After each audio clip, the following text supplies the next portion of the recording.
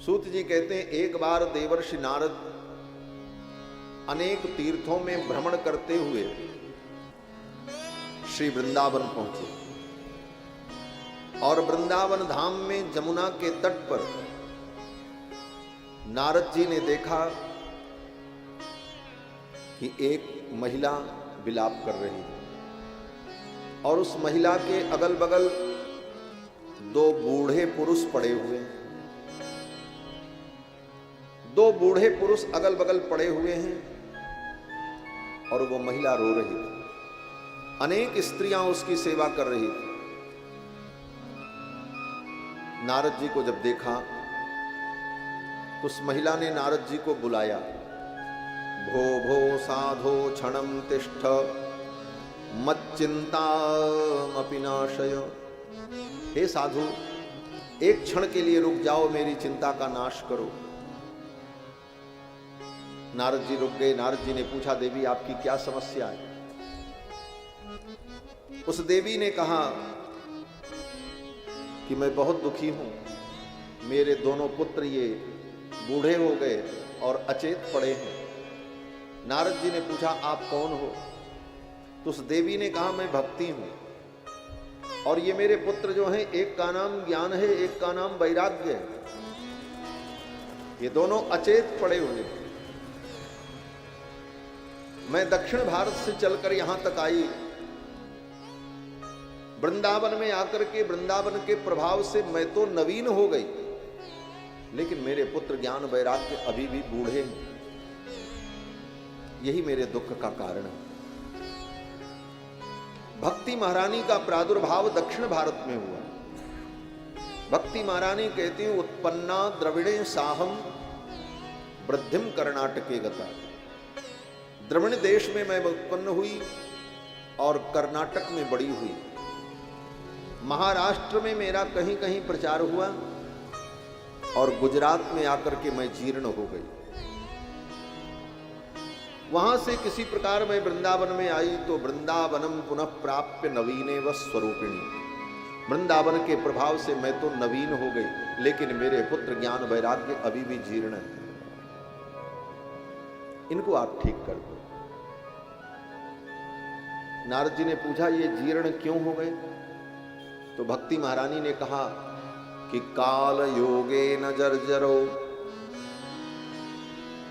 ये कलयुग के प्रभाव से जर्जर हो गए। कलयुग ने इनको कमजोर कर दिया। ये केवल कहानी नहीं है, ये समझने की बात है। कलयुग ने किसको कमजोर कर दिया? बोले ज्ञान वैराग्य को। आज हमारी आपकी यही स्थिति है। कलयुग ने हमारे ज्ञान को कमजोर किया और वैराग्य को। ज्ञान वैराग्य दोनों शिथिल हो गए। वैराग्य तो रहा ही नहीं और ज्ञान, बोले ज्ञान केवल वाचिक रह गया, व्यवहार में नहीं। वाचिक ज्ञान खूब है, सब भगवान की माया है। एक दिन सब छोड़ के जाना है, अपना कुछ नहीं है, शरीर भी अपना नहीं है। ये सब ज्ञान सबको, लेकिन वाणी तक ही है, व्यवहार में कुछ नहीं है। यही उस ज्ञान की शिथिलता है। ज्ञान तो था, लेकिन वो कुछ कर नहीं पा रहा था। बूढ़ा है, पड़ा है। जैसे बूढ़ा व्यक्ति होता है, उसकी उपस्थिति मानी जाती है, लेकिन वो करता कुछ नहीं, क्योंकि उससे कुछ होता ही नहीं। उसी तरह ज्ञान वैराग्य इस कलयुग में भी है, लेकिन वो शिथिल है। न उस ज्ञान का लाभ हमें मिल रहा, न वैराग्य का। अगर ज्ञान वैराग्य दृढ़ हो जाए तो कहीं कोई दुख ही नहीं है दुनिया में। कुछ भी नष्ट हो जाए, ज्ञान की दृष्टि से सोच लो। क्या सोच लो? बोले उमा कहूं मैं अनुभव अपना, सत हरि भजन जगत सब सपना। संसार सपना है, अपना नहीं।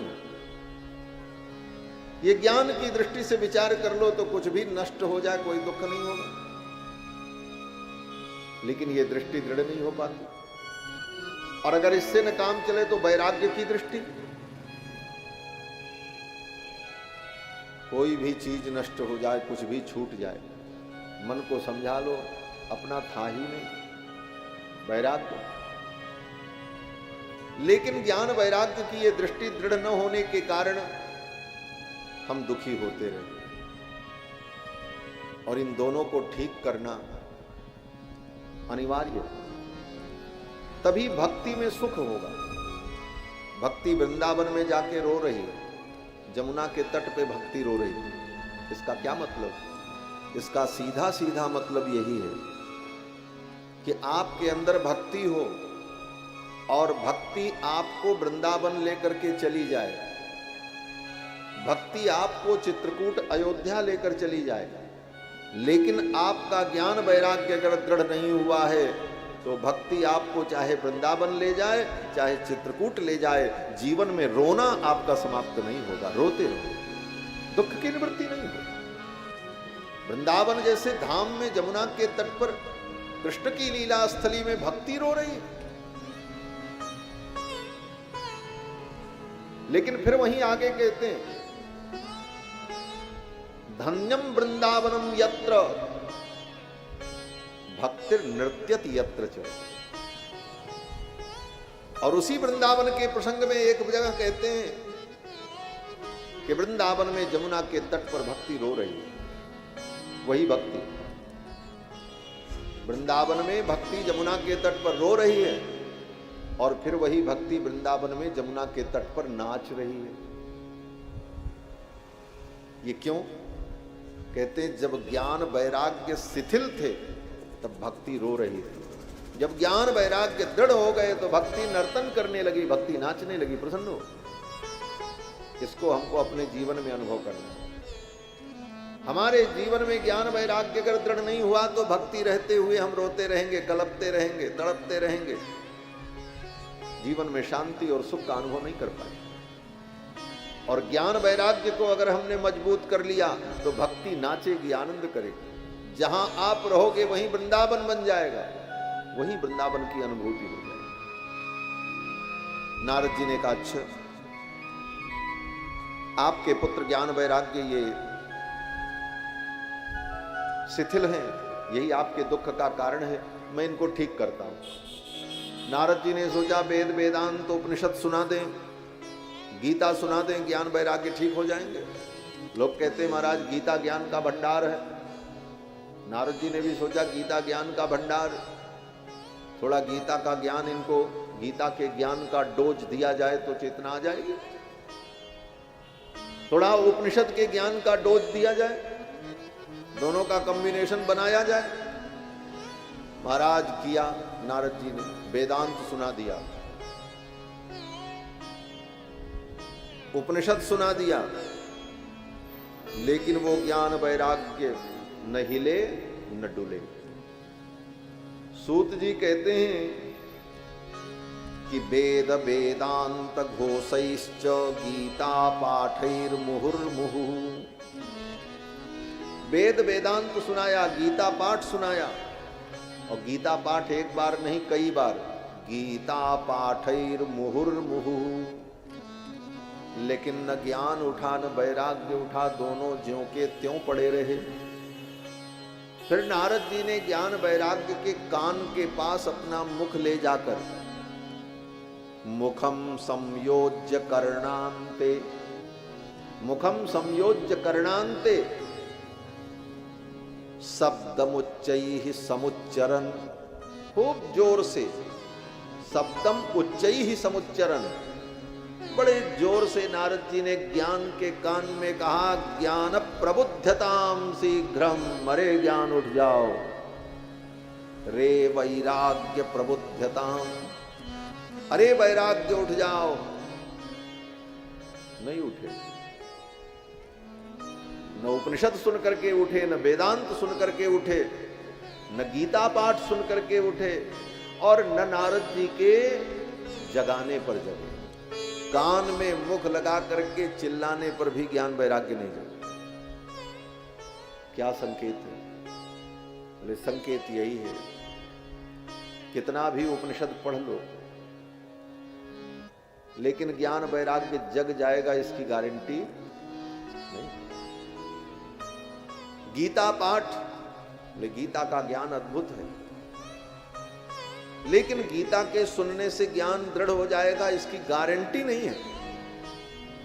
होता है, गीता से ज्ञान होता है, गीता पर बड़े बड़े व्याख्यान होते हैं, लेकिन गीता ज्ञान से हमारा ज्ञान दृढ़ हो जाएगा ये गारंटी नहीं है। नारद जी ने कान के पास मुख लगा करके जगाया, नहीं उठे। बोले कान के पास मुख लगा करके क्या किया जाता है? बोले गुरु शिष्य को मंत्र देता है। नारद जैसे ज्ञानी तुम्हारा कान फूंक दें और कहें तुम्हारा ज्ञान वैराग्य जग जाएगा, बोले इसकी भी कोई गारंटी नहीं ले सकता। नारद जी के कहने पर भी ज्ञान वैराग्य नहीं जगता। तब नारद जी को बड़ी चिंता हुई और नारद जी ने सोचा अब हम क्या करें। उसी समय आकाशवाणी हुई, हे नारद, ज्ञान वैराग्य को ठीक करने के लिए सत्कर्म करो। नारद जी ने कहा यह सत्कर्म क्या है? आकाशवाणी तब तक बंद हो गई। सत्कर्म की परिभाषा जानने के लिए नारद जी निकल पड़े और पहुंचे उत्तराखंड। उत्तराखंड में ब्रह्मा जी के मानस पुत्र सनकादिक मिले और उन सनकादिकों से पूछा कि सत्कर्म क्या है, जिस सत्कर्म से ज्ञान वैराग्य ठीक हो जाए। तो सनकादिकों ने कहा श्रीमद् भागवत महापुराण की कथा ही वो सत्कर्म है जिस सत्कर्म से ज्ञान वैराग्य ठीक हो जाए। जो उपनिषद सुन करके नहीं जगे, जो गीता पाठ सुन करके नहीं जगे, नारद जी के बुलाने पर भी जो नहीं उठे, वो ज्ञान वैराग्य भागवत की कथा सुन करके स्वस्थ हो जाएंगे, ठीक। ये सनकादिकों ने जब कहा तो नारद जी को बड़ा आश्चर्य हुआ। नारद जी ने कहा महाराज ये भागवत तो वेद का सार ही है और हमने वेद सुनाया, उपनिषद सुनाया, गीता सुनाई, तो जब उन विषयों को सुनाने पर ज्ञान वैराग्य ठीक नहीं हुए तो ये तो भागवत उसी का सार है, इसके सुनाने से क्या होगा। तो सनकादिकों ने कहा देखो सार और मूल में बड़ा अंतर होता है। मूल का बहुत बड़ा महत्व होता है, बिना मूल के कोई सार नहीं होता, लेकिन जो काम सार करता है वो मूल नहीं करता। बोले कैसे? बोले चीनी का मूल क्या है? बोले चीनी का मूल गन्ना है, गन्ने से रस निकला और रस को पकाया तब चीनी बनी। तो जो काम चीनी करेगी वो गन्ना नहीं करेगा, जबकि गन्ना चीनी का मूल है।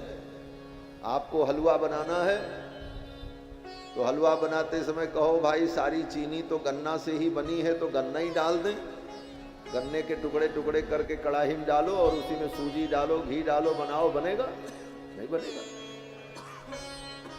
बोले दूध के अंदर घी होता है, घी का मूल दूध है और उसी दूध से घृत निकलता है। अब आप कहो घृत का मूल दूध है और हमको पूड़ी बनानी है, घृत नहीं है, लाओ दूध ही कढ़ाई में डालें और पूड़ी छान लें, तो क्या दूध में पूड़ी छनेगी? नहीं छनेगी। मूल की बड़ी महिमा है, लेकिन उसका जो सार है वह अपने आप में विलक्षण होता है। श्रीमद् भागवत का मूल तो वेद ही है। निगम कल्पतरोर गलितम फलम, वेद रूपी वृक्ष का पका हुआ फल है, लेकिन जो रस इसमें है, जो इसकी उपयोगिता है, वो वेदों की नहीं।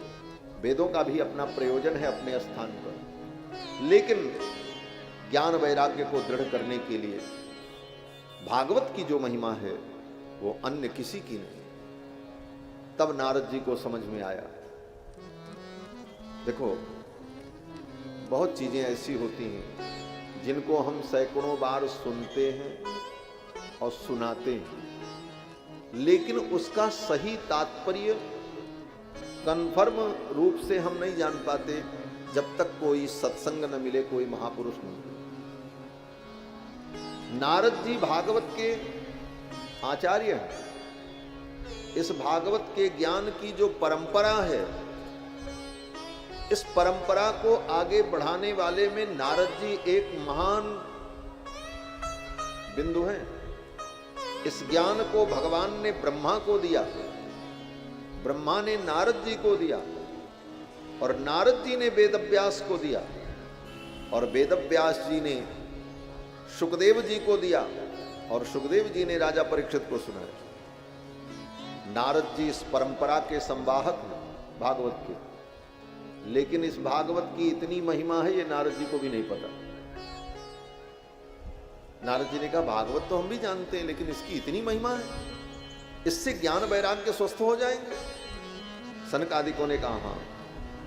तब नारद जी ने कहा यही सत्संग की महिमा। बहुत चीजें जानते हुए भी व्यक्ति उसको ठीक से समझ नहीं पाता जब तक उसे सत्संग न मिले। नारद जी कहते हैं कि भाग्योदयेन बहुजन्म समर्जितेन सत्संगमं च लभते पुरुषो यदा वै अज्ञान हेतु कृत मोह मदान्धकार नाशं विधाय हि तदोदयते विवेकः।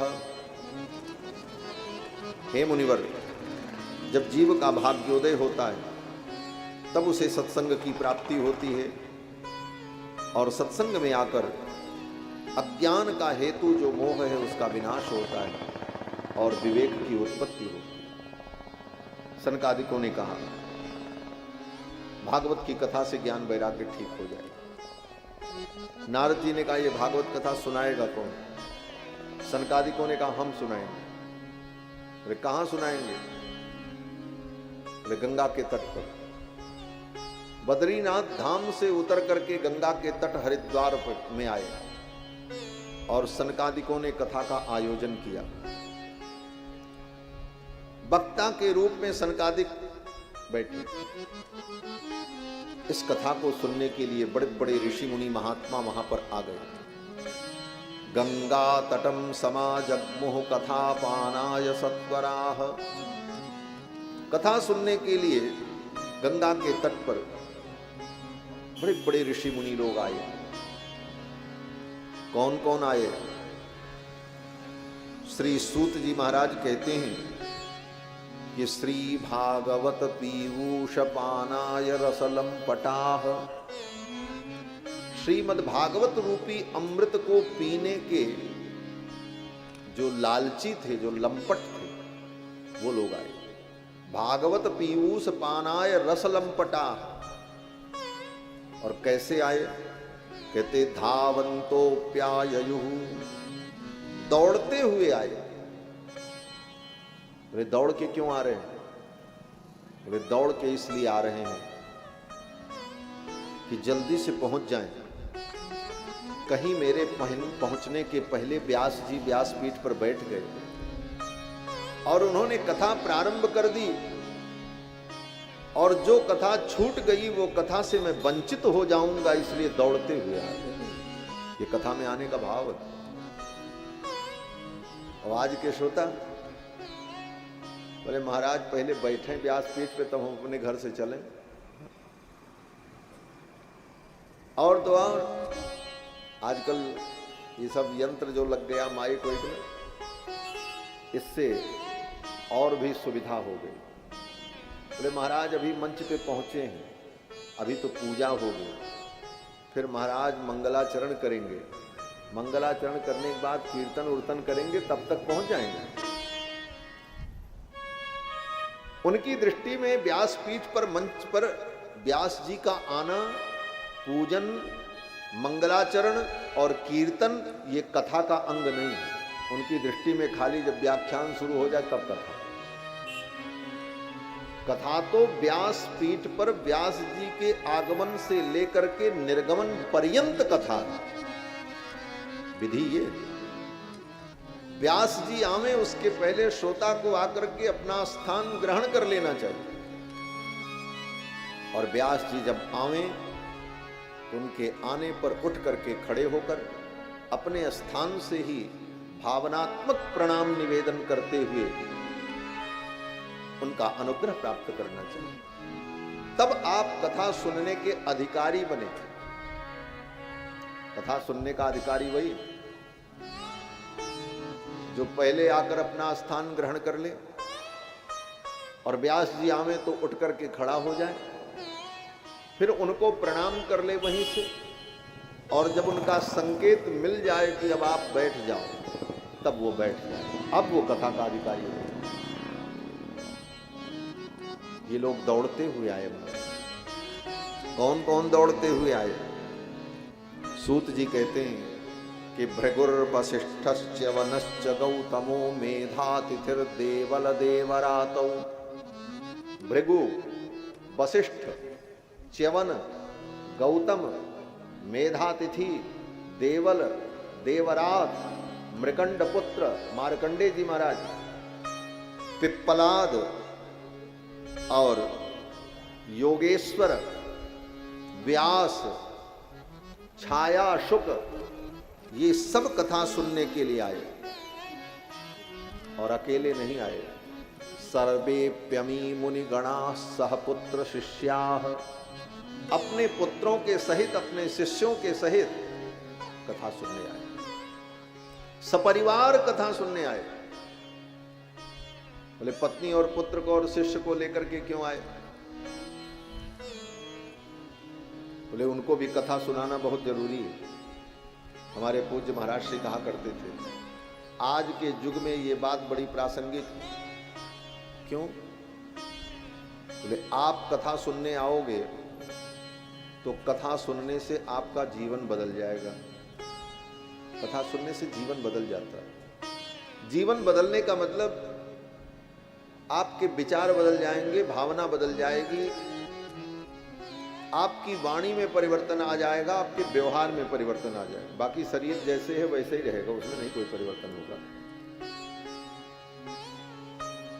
इसीलिए गोस्वामी जी ने कहा, काक हूं ही पिक बकहूं मराला। अगर कौवा है तो कोयल बन जाएगा। इसका मतलब, बोले कौवा और कोयल में क्या अंतर है? बोले कौवा का शरीर भी काला होता है, कोयल का भी शरीर काला होता है। आकृति प्रकृति एक जैसी होती है, वो नहीं बदली। तब क्या बदला? बोले कौवा और कोयल में अंतर यह है कि कौवा की वाणी में कर्कशता है और कोयल की वाणी में मधुरता।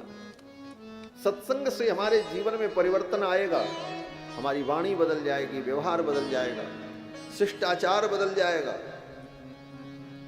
विचार बदल जाएंगे, दिनचर्या बदल जाएगी, हम तो वही रहेंगे। तो कथा हमारे जीवन को बदल देती है। आपने कथा सुनी, आपका जीवन बदल गया। क्या बदल गया?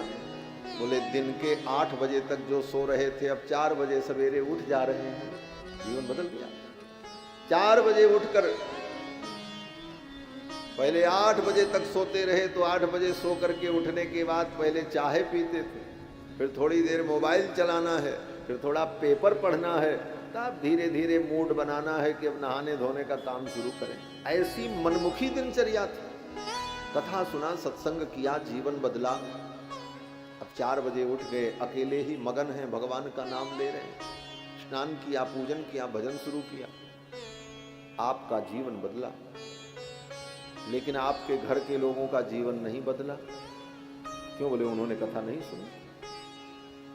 जो कथा सुना उसका जीवन तो बदला, जिसने कथा नहीं सुनी उसका जीवन नहीं बदला। और रहना उसी बीच में आपको, घर के उन्हीं प्राणियों की। आपका जीवन बदल गया, उनका नहीं बदला। परिणाम?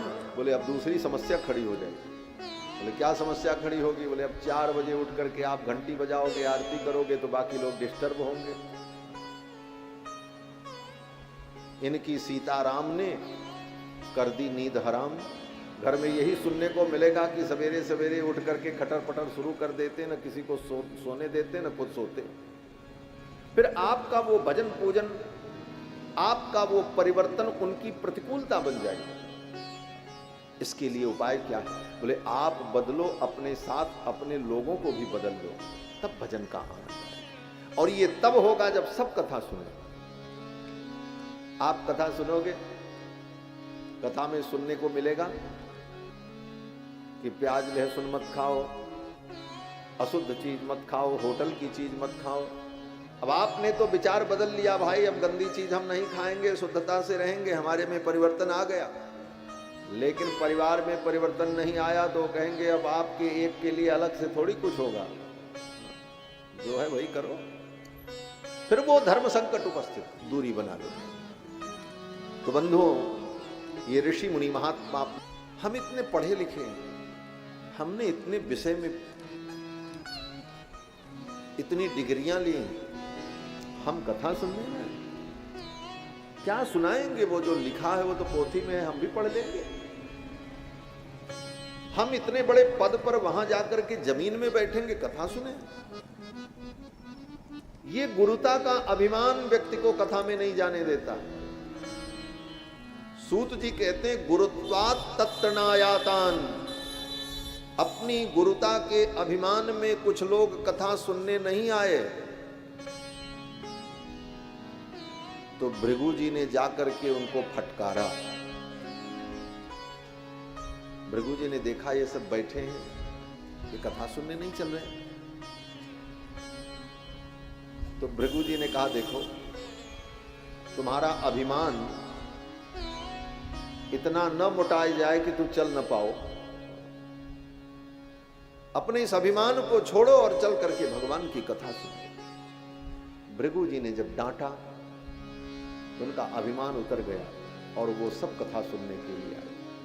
भृगु संबोध्य चानयत, भृगु जी ने उनको संबोधित किया और वे लोग कथा सुनने आए। और जब कथा प्रारंभ हुई, कथा में परम आनंद हुआ। जय शब्दो नमः शब्दः तथैव च।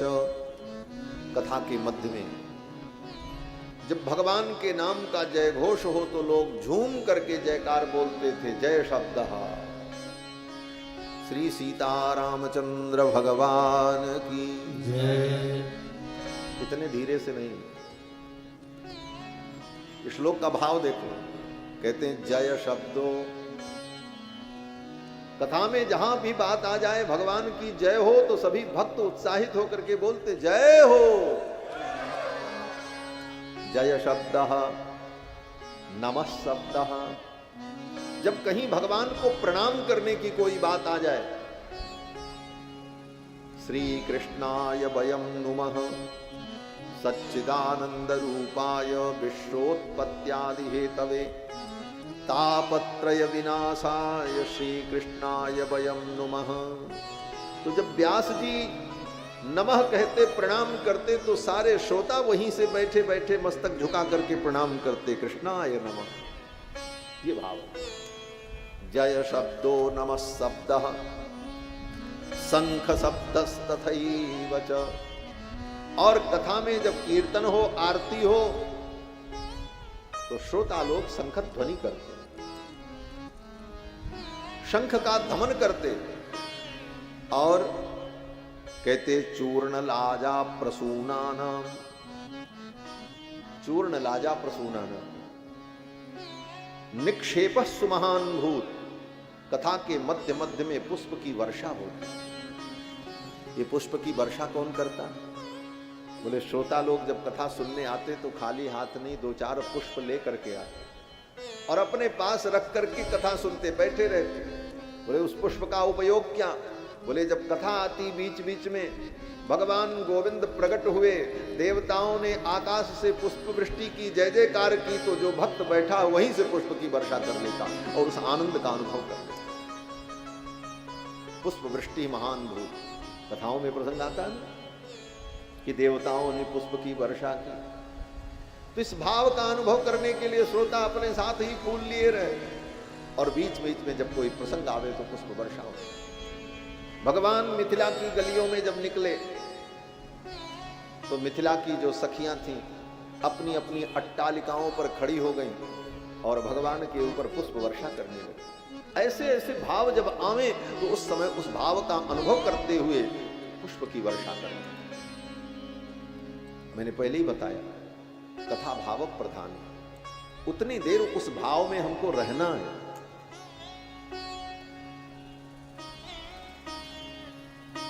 पुष्प की वर्षा लोग कर रहे हैं। निक्षेप सुमहान भूत। और जब श्रोता लोग इतने भाव विभोर होकर के जय शब्द, नमः शब्द, शंख ध्वनि, पुष्प वर्षा, इन सारी भावनाओं से युक्त होकर कथा में डूबने लगे तो देवता लोग भी विमान में बैठ करके आ गए। विमानानि समारुह्य कियन्तो देवनायकाः कल्पवृक्षपनु प्रसूनैस्तान् सर्वांस्तत्र समाकिरत्। इस भाव में डूबकर जब श्रोता कथा सुनने लगे तो देवता लोग विमान में बैठ करके आए। कहां? बोले गंगा के तट पर यह कथा हो रही है और देवता लोग ऊपर से पुष्प की वर्षा करने लगे। और देवता लोग कौन से पुष्प की वर्षा कर रहे हैं? बोले कल्प वृक्ष प्रसूनैस्तान्।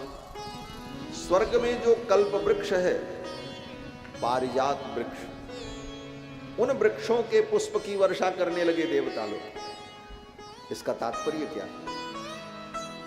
इसका तात्पर्य यह है कि भगवान की कथा के भाव में भक्त अगर डूब करके पुष्प की वर्षा कर रहा है, जय जयकार कर रहा है और कथा सुन रहा है, उसकी वाणी गदगद हो रही है, नेत्र सजल हो रहे हैं, तो समझ लो उसकी कोई कामना अपूर्ण नहीं रहेगी। देवता स्वर्ग के कल्प वृक्ष का पुष्प ला करके गिरा रहे हैं, अर्थात उसकी सारी कल्पनाएं पूर्ण होंगी, उसके सारे अरमान पूरे होंगे, उसकी सारी इच्छाएं पूर्ण। ये कथा सब कुछ प्रदान करेगी। इसके बाद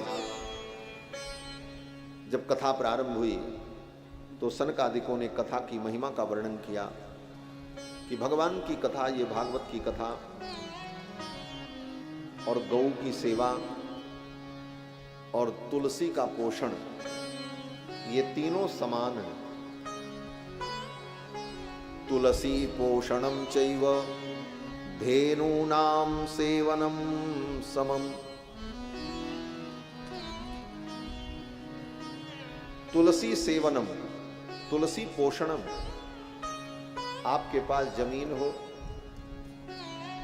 तो खूब तुलसी के वृक्ष लगाकर तुलसी की सेवा करो,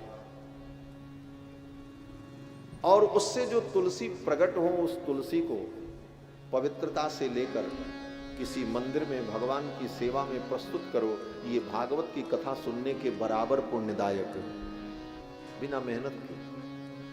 इसमें बहुत खर्चा भी नहीं है।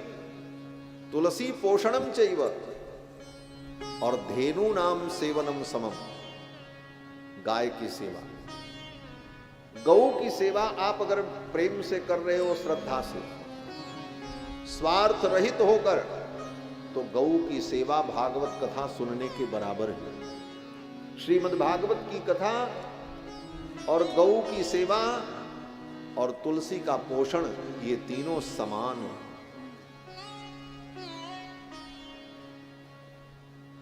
प्रीत्या तस्यैव वैकुंठम गोविंदोपि प्रयच्छति। अगर आप श्रद्धा से भागवत कथा सुनते हैं तो भागवत की कथा से भगवान प्रसन्न हो, और भगवान की प्रसन्नता से आपको क्या मिलेगा? बोले वैकुंठ, मुक्ति। और अगर आप श्रद्धा से गौ माता की सेवा करते हैं तो गौ माता की सेवा से भी कौन प्रसन्न होगा? बोले गोविंद। और गोविंद क्या देंगे? बोले वैकुंठ। आप तुलसी की सेवा करते हैं तो तुलसी महारानी की सेवा से गोविंद प्रसन्न होंगे, और गोविंद प्रसन्न होकर के क्या देंगे? बोले वैकुंठ। प्रीत्या तस्यैव वैकुंठम गोविंदोपि प्रयच्छति।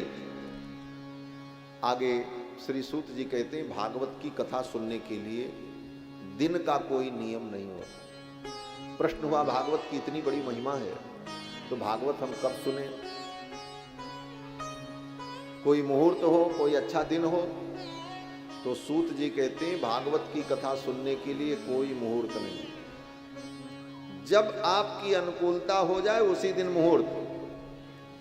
दिनानाम नियमो नास्ति सर्वदा श्रवणम मतम। दिन का कोई नियम नहीं है, किस दिन से किस तिथि से हम कथा सुने। किसी भी दिन किसी भी तिथि में कथा प्रारंभ कर दो। क्यों नियम नहीं है?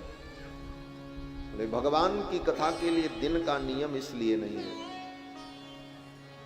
कि भगवान की कथा जितने जल्दी सुन लो उतना ही अच्छा है, इसमें देर करना ठीक नहीं।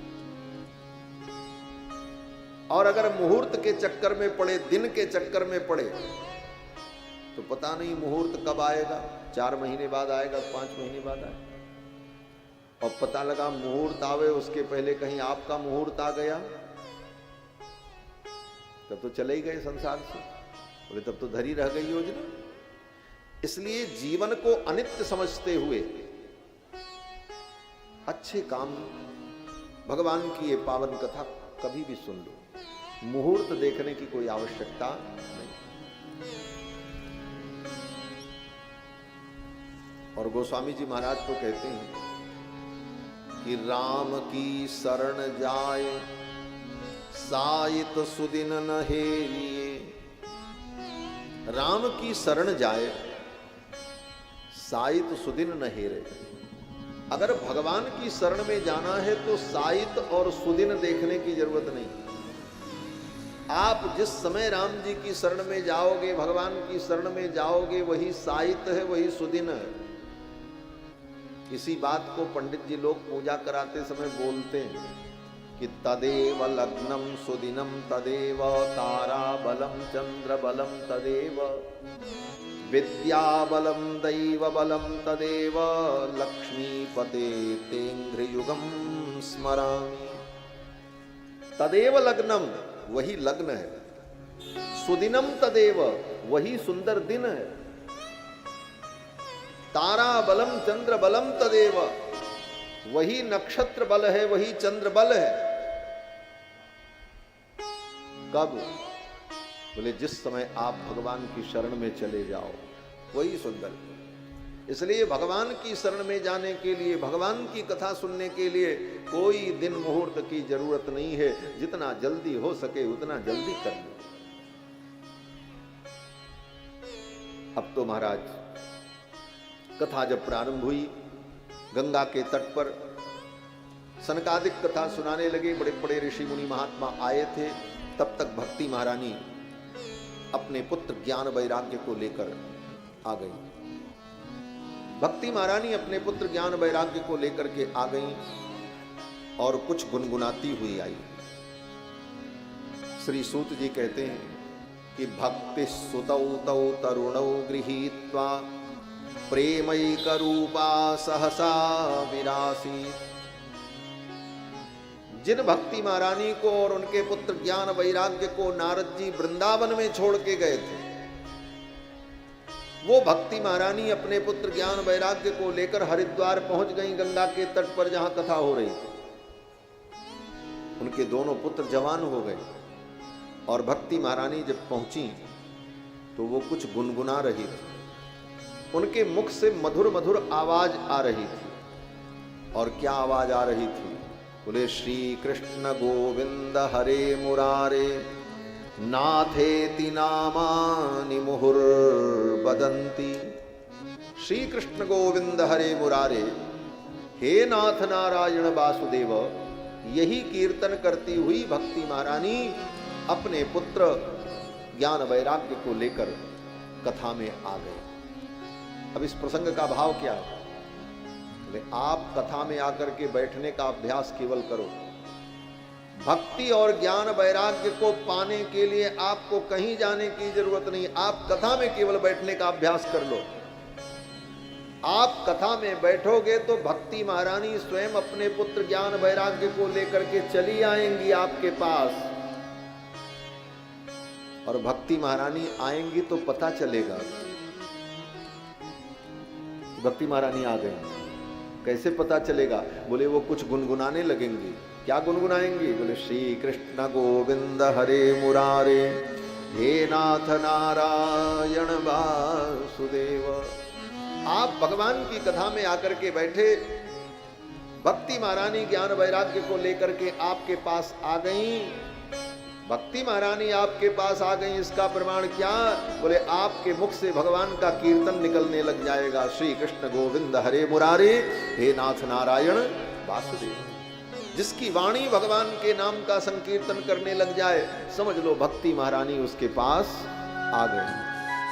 श्री कृष्ण गोविंद हरे मुरारे हे नाथ नारायण वासुदेवा। श्री कृष्ण गोविंद हरे मुरारे हे नाथ नारायण वासुदेवा। श्री कृष्ण गोविंद हरे मुरारे हे नाथ नारायण वासुदेवा। श्री कृष्ण गोविंद हरे मुरारे हे नाथ नारायण वासुदेवा। हे नाथ नारायण वासुदेवा। हे नाथ नारायण वासुदेवा। हे नाथ नारायण वासुदेवा। हे नाथ नारायण वासुदेवा। हे नाथ नारायण वासुदेवा। हे नाथ नारायण वासुदेवा। हे नाथ नारायण वासुदेवा। हे नाथ नारायण वासुदेवा। श्री कृष्ण गोविंद हरे मुरारे हे नाथ नारायण वासुदेवा। श्री कृष्ण गोविंद हरे मुरारे हे नाथ नारायण वासुदेवा। श्री कृष्ण गोविंद हरे मुरारे हे नाथ नारायण वासुदेवा। श्री कृष्ण गोविंद हरे मुरारे हे नाथ नारायण वासुदेवा। श्री कृष्ण गोविंद हरे मुरारे हे नाथ नारायण वासुदेवा। श्री कृष्ण गोविंद हरे मुरारे हे नाथ नारायण वासुदेवा। श्री कृष्ण गोविंद हरे मुरारे हे नाथ नारायण वासुदेवा। श्री कृष्ण गोविंद हरे मुरारे हे नाथ नारायण वासुदेवा। श्री कृष्ण गोविंद हरे मुरारे हे नाथ नारायण वासुदेवा। श्री कृष्ण गोविंद हरे मुरारे हे नाथ नारायण वासुदेवा। हे नाथ नारायण वासुदेवा। हे नाथ नारायण वासुदेवा। हे नाथ नारायण वासुदेवा। हे नाथ नारायण वासुदेवा। हे नाथ नारायण वासुदेवा। हे नाथ नारायण वासुदेवा। हे नाथ नारायण वासुदेवा। हे नाथ नारायण वासुदेवा। श्री कृष्ण गोविंद हरे मुरारे हे नाथ नारायण वासुदेवा। श्री कृष्ण गोविंद हरे मुरारे हे नाथ नारायण वासुदेवा। राधे कृष्ण राधे कृष्ण राधे राधे राधे कृष्ण राधे कृष्ण राधे कृष्ण राधे राधे राधे कृष्ण राधे कृष्ण राधे कृष्ण राधे राधे राधे कृष्ण राधे कृष्ण राधे कृष्ण राधे राधे राधे कृष्ण राधे कृष्ण राधे कृष्ण राधे राधे राधे कृष्ण राधे कृष्ण राधे कृष्ण राधे राधे राधे कृष्ण राधे कृष्ण राधे कृष्ण राधे राधे राधे कृष्णा राधे कृष्णा राधे कृष्णा राधे राधे राधे कृष्णा राधे कृष्णा राधे कृष्णा राधे राधे राधे कृष्णा राधे कृष्णा राधे कृष्णा राधे राधे राधे कृष्णा राधे कृष्णा राधे कृष्णा राधे राधे राधे कृष्णा राधे कृष्णा राधे कृष्णा राधे राधे राधे कृष्णा राधे कृष्णा राधे राधे राधे कृष्णा राधे कृष्णा राधे कृष्णा राधे राधे राधे कृष्णा राधे कृष्णा राधे कृष्णा राधे राधे राधे कृष्णा राधे कृष्णा राधे कृष्णा राधे राधे राधे कृष्णा राधे कृष्णा राधे राधे राधे कृष्णा राधे कृष्णा राधे कृष्णा राधे राधे राधे श्री कृष्ण गोविंद हरे मुरारे हे नाथ नारायण वासुदेवा श्री कृष्ण गोविंद हरे मुरारे हे नाथ नारायण वासुदेवा श्री कृष्ण गोविंद हरे मुरारे हे नाथ नारायण वासुदेवा श्री कृष्ण गोविंद हरे मुरारे हे नाथ नारायण वासुदेवा हे नाथ नारायण वासुदेवा हे नाथ नारायण वासुदेवा हे नाथ नारायण वासुदेवा हे नाथ नारायण वासुदेवा बोलो श्री गोविंद भगवान की जय, श्री सच्चिदानंद भगवान की जय। जय जय श्री राधे। श्री भक्ति महारानी अपने पुत्र ज्ञान वैराग्य को लेकर उस कथा में पहुंच गए। सबने देखा और कहां पहुंच गई? बोले बीचों बीच में। जैसे इधर श्रोता बैठे हैं, इधर वक्ता, दोनों के बीच में जो सामने जगह थी वहीं प्रकट हो गई। जब भक्ति महारानी वहां आ गई तो सबको बड़ा आश्चर्य हुआ। सब आपस में चर्चा करने लगे, ये किधर से आई? आते किसी ने नहीं देखा, कैसे ये आई, और वो भी मुनियों के मध्य में। तो प्रश्न किया कि कथम प्रविष्टा कथमागतेयम। कथम प्रविष्टा, किधर से आई? कथमागतेयम मध्ये मुनीनाम इति तर्कयन्तः। और ये मुनियों के मध्य में बीचों बीच में आ गई। इति तर्कयन्तः, आपस में लोग तर्क करने लगे, बातें करने लगे।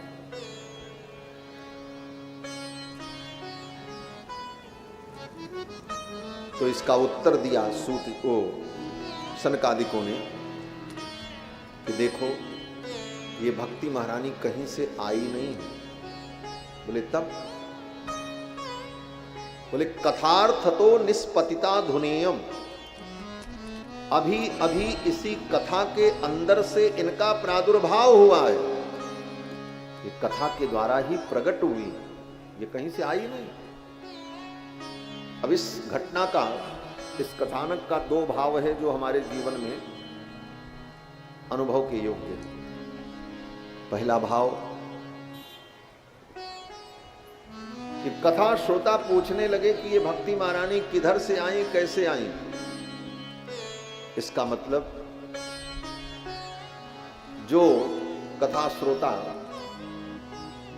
तन्मय होकर के भगवान की कथा सुनेगा उसको पता ही नहीं चलेगा कि कथा में कौन आया कौन गया। क्यों? बोले उसका मन तो भगवान में लगा। जिसका मन कथा में नहीं लगेगा उसी को पता चलेगा कौन आया और कौन गया। तो श्रोता इतने तन्मय थे कि वो देख ही नहीं पाए कि भक्ति महारानी किधर से आई, कैसे आई। तो श्रोता को कितना तन्मय होना चाहिए ये संकेत। अब दूसरी बात, उत्तर दिया सनकादिकों ने, ये कहीं से नहीं आई, ये कथा से ही प्रकट हुई। कथार्थतो निष्पतिता धुनेयम। इन भक्ति महारानी का इस कथा से प्रादुर्भाव हुआ। इसका मतलब बोले तन्मय होकर के श्रोता अगर कथा सुन रहा है और उसका ध्यान कहीं इधर उधर नहीं है